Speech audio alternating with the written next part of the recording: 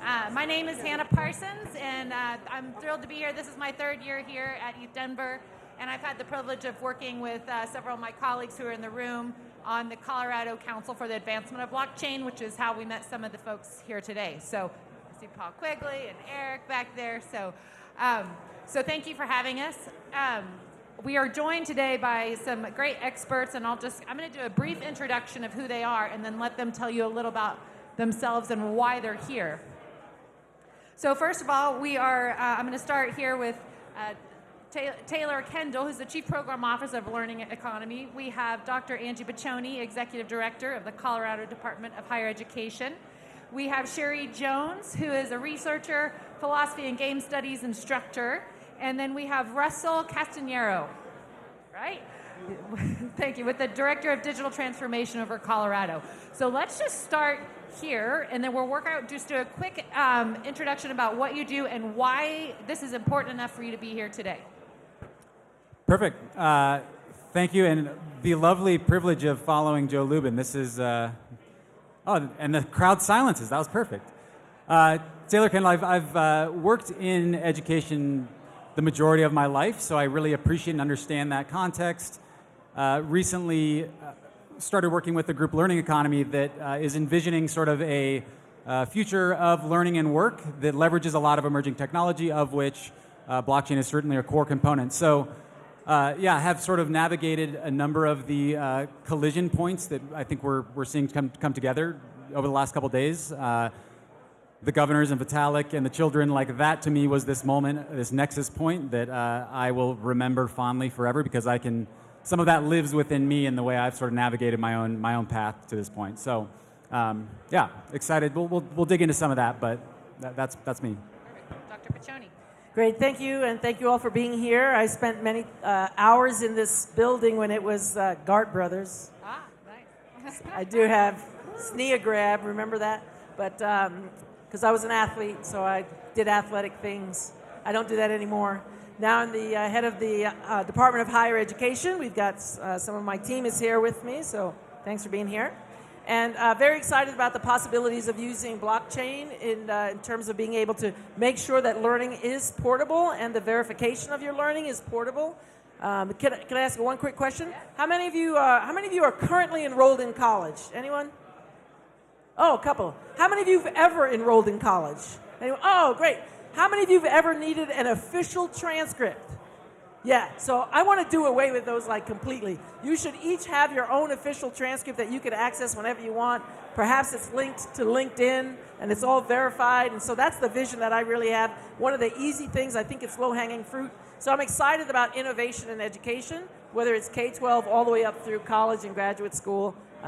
I've taken a circuitous route to this place, and I've had to verify everything along the way. It would have been a lot easier if it was all verified and public, if you will, and portable. So that's my vision. Happy to be here. Sherry. So I'm Sherry, and I'm here from a faculty perspective. And I did research on blockchain for 5 years just because it was fun.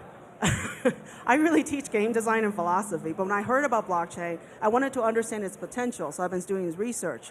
And then 3 years ago, I did a video series on YouTube talking about how to use blockchain to create games and how to use blockchain to secure open educational resources, which is something I'm very passionate about. And I also believe that blockchain, if used correctly, can solve some of the problem in education. So that's why I'm here for that discussion.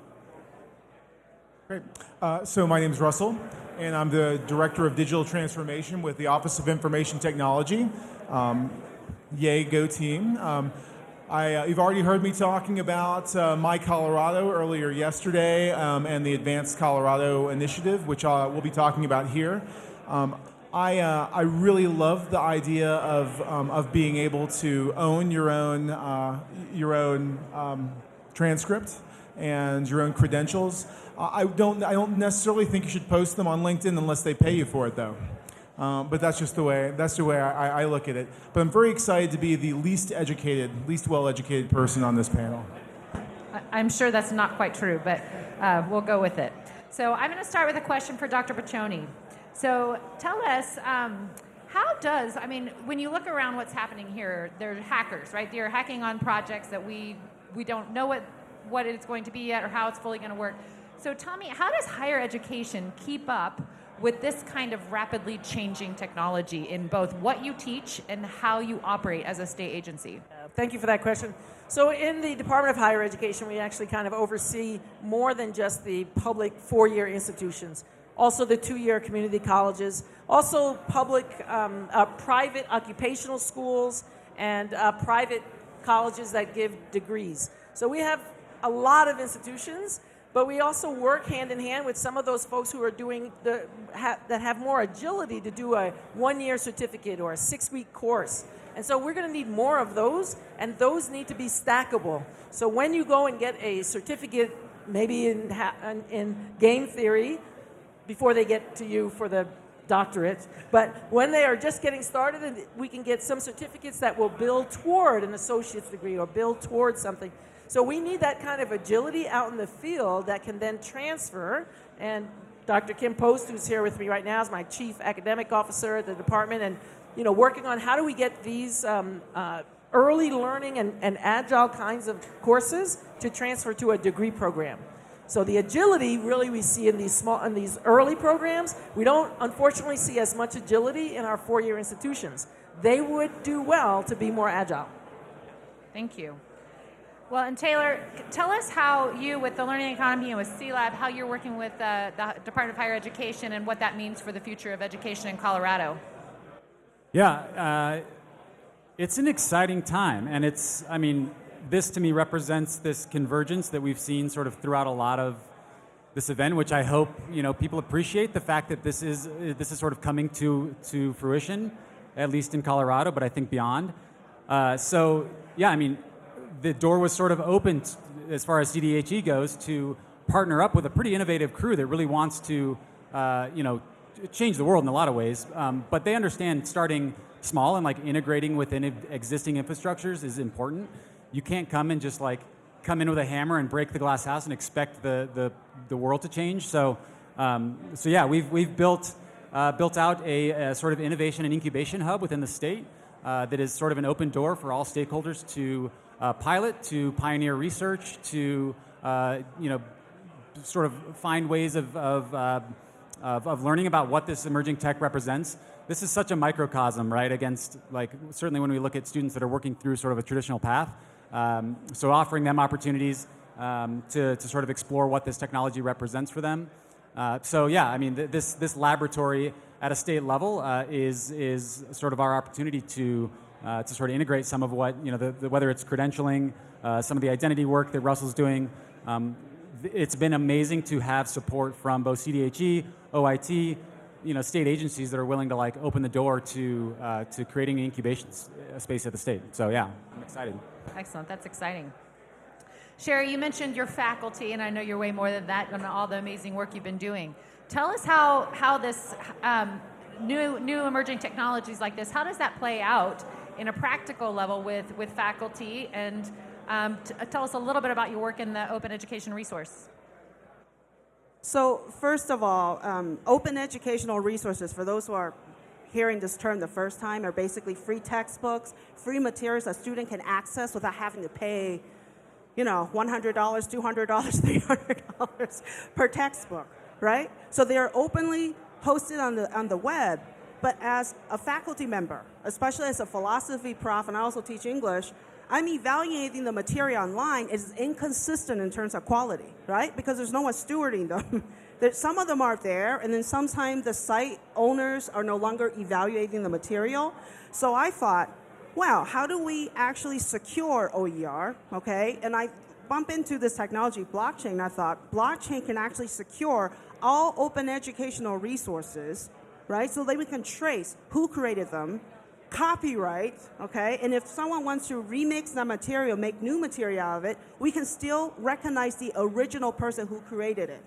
And I will not name the company, but I have been publishing a lot of stuff open access. So I have a lot of textbooks for years that were open on the web, and I found out that a company took all of my stuff and sold it through their courseware for about $300. So it was my material. I didn't go after them, but that teaches me a lesson, which is I want to help students, but I also want to be recognized for my work. And the way we do that is because of the traceability and the permanence of blockchain that allows the open educational resources to be valuable. But how does that help faculty as well, right? As students are developing a lifelong and life-wide learning, right, documenting their credibility, faculty who's developing these materials and who are being used, their material being used, can also be recognized, and our credibility is also built on that. So I think that's very valuable. Excellent. Thank you. All right. Russell, can you tell us a little bit more about Advanced Colorado and what's going on here today and how that might be incorporated in some of these I'd conversations? love to do that. Thank you. No, you know, it's interesting hearing what you just said. One question, would copyleft have helped you if you had copylefted your stuff? I had Creative Commons on everything. Okay. No one cared. So, no, I bring that up because in the Advanced Colorado track, we have a couple of really interesting use cases that we're asking the developers who are working really hard up there to work on. And one of them is proof of first use, which you could use to prove that your copyright was, they have a poor man's copyright or poor man's trademark. You could do that sort of thing. But also, like Dora, thank you, Dave, submitted one where you can go and use the blockchain to independently prove credentials.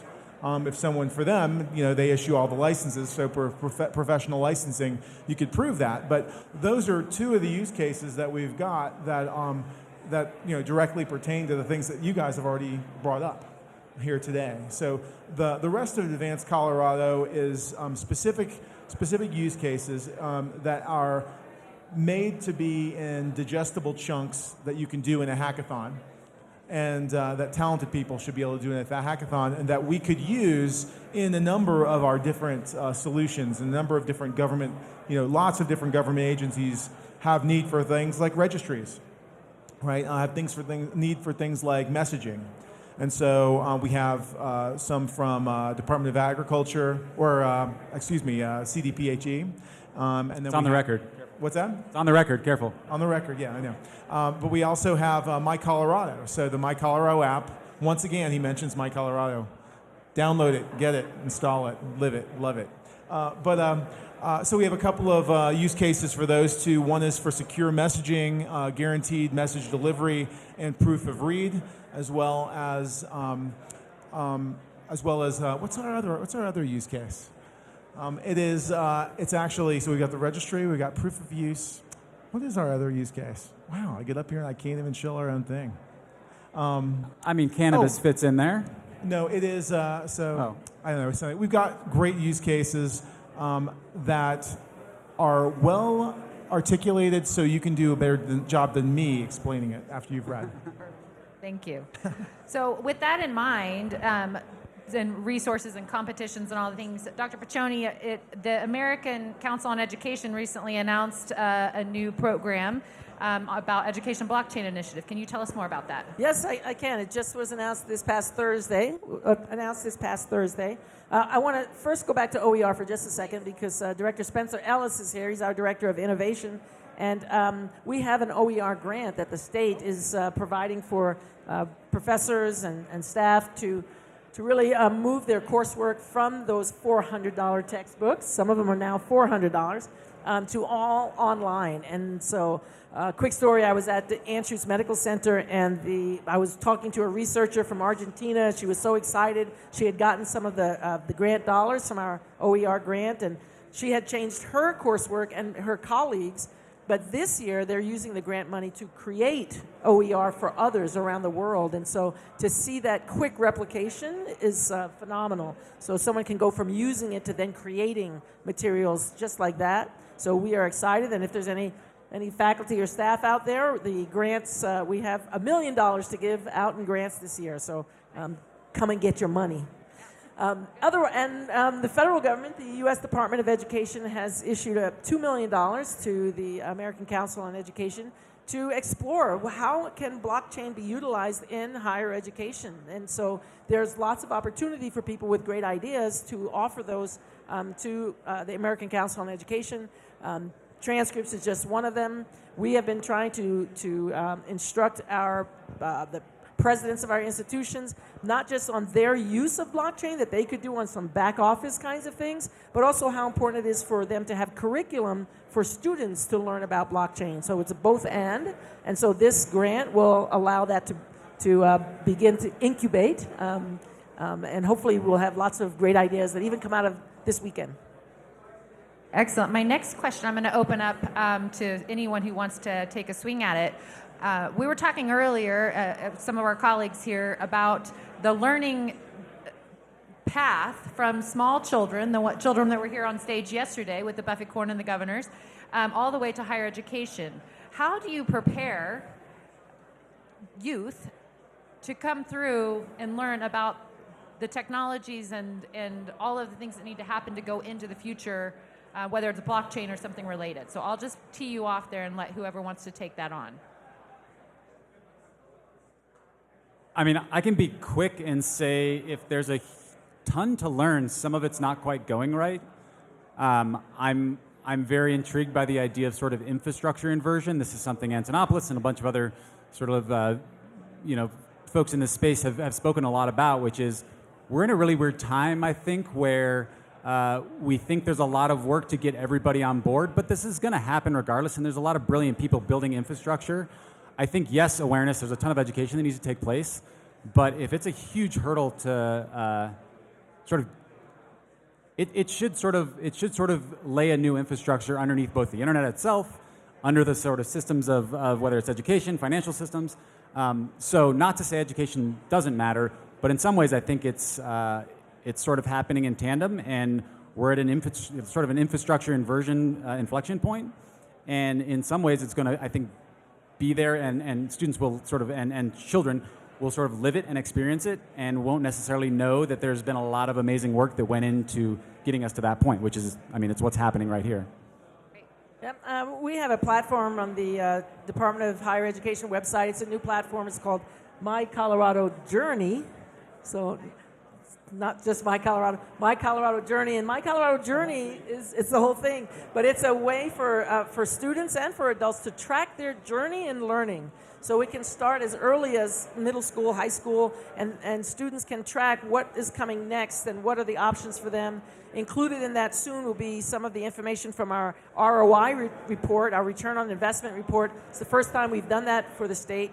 And in that ROI report, a student could actually see if they went to one college versus another, how much earning potential they would have after 1 year, 5 years, and 10 years for the same degree. So that kind of interactivity, I know it's not blockchain, but it certainly is moving on that direction, and that's where I'm hoping that we can have blockchain on My Colorado Journey to verify the skills and competencies that students acquire, that they would be validated on My Colorado Journey, so when those young people or older people, when they apply for a job, that the My Colorado Journey would be a place for people to be able to verify, yes, they have that skill, yes, they have that capability. So we're looking to integrate that as much as we can.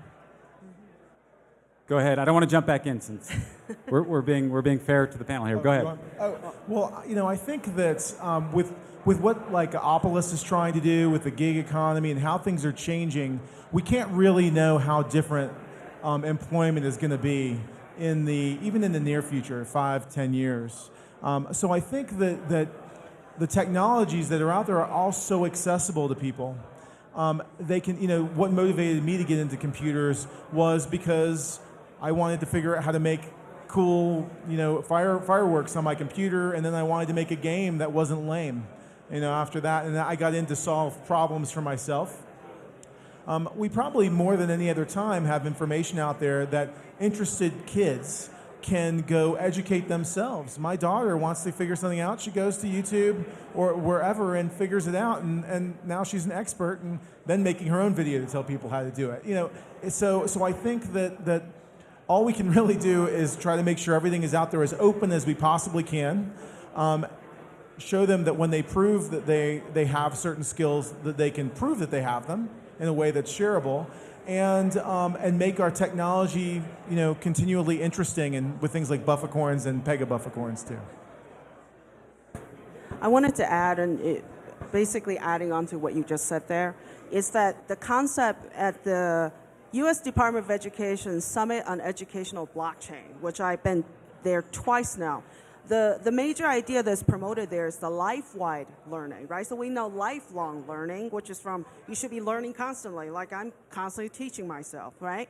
But life-wide learning is this idea that maybe I want to learn something outside of my discipline and I want to go cross-disciplinary. I want to have a wide lens. And for example, if I learn something on YouTube, I should be able to document that, right? If I learn something on Udemy, I should be able to document that. So it shouldn't be just, an eccentric institutional level, but it could be cross-platform, which when we say journey, right, my learning journey could be that, which is this holistic view of someone becoming who they are, right?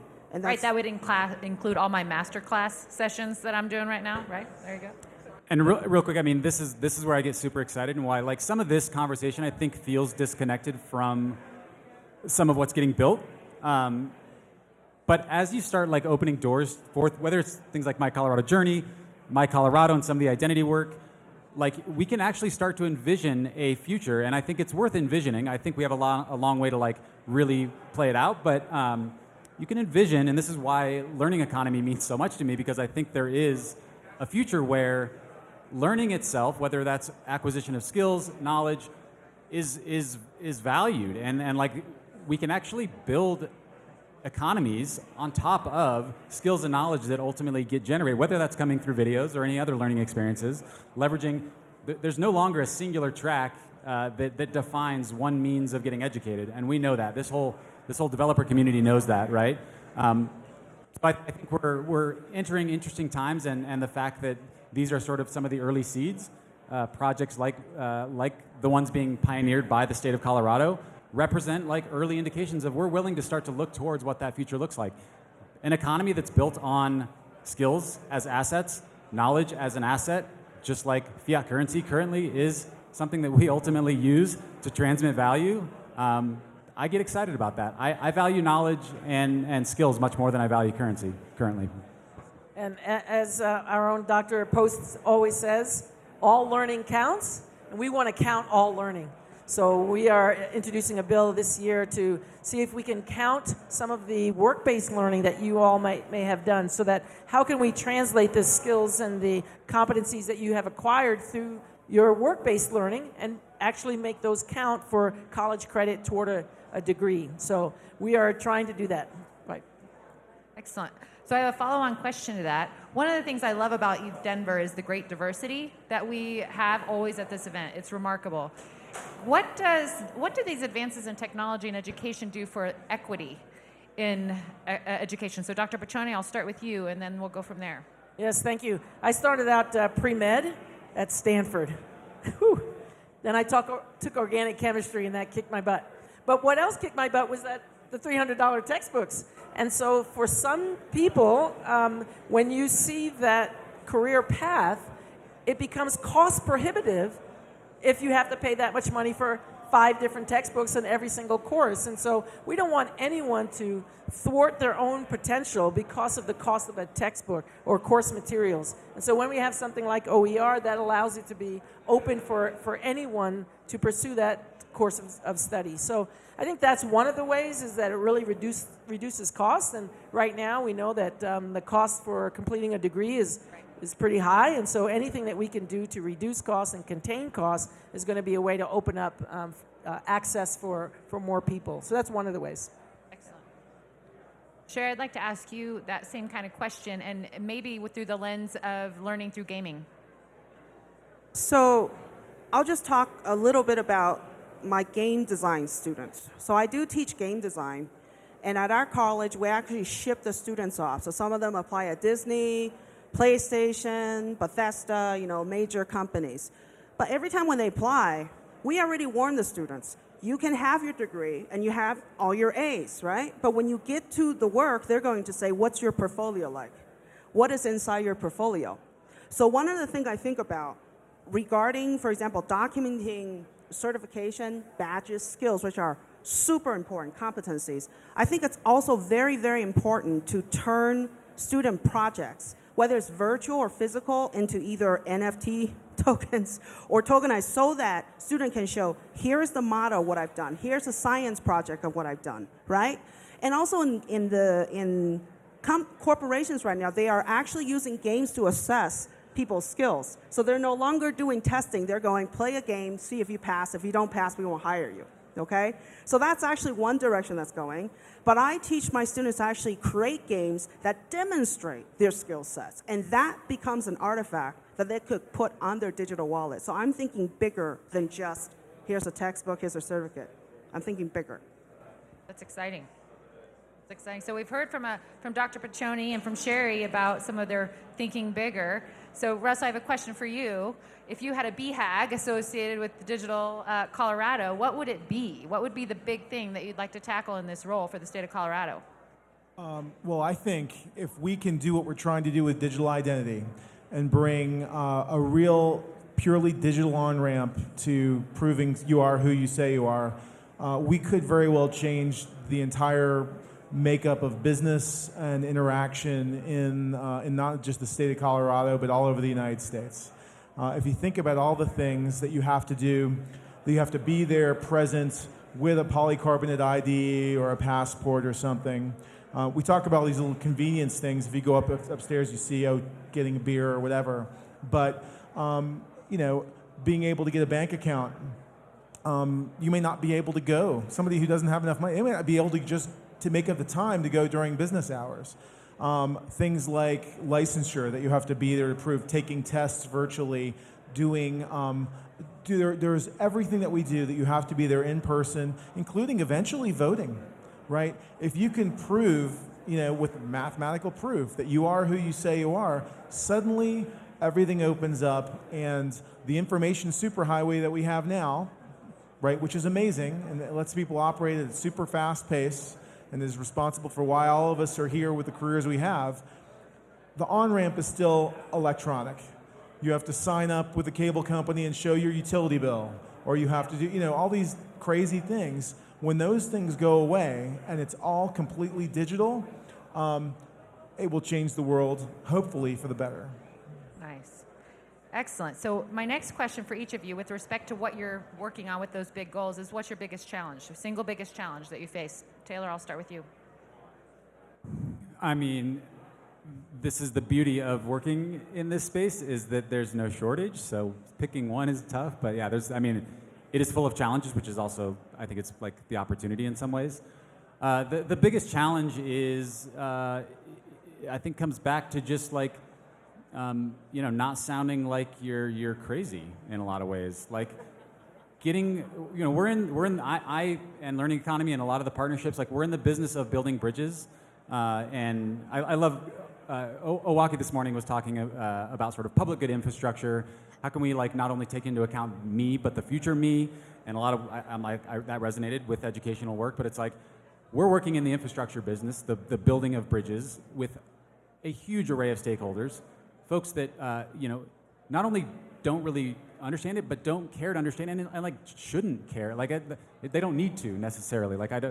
So I think it's the biggest challenge, at least over the last year or so, has been like understanding when to really like plant a flag and say, no, this is important to really have this conversation and like make sure we have a shared understanding of where we're going.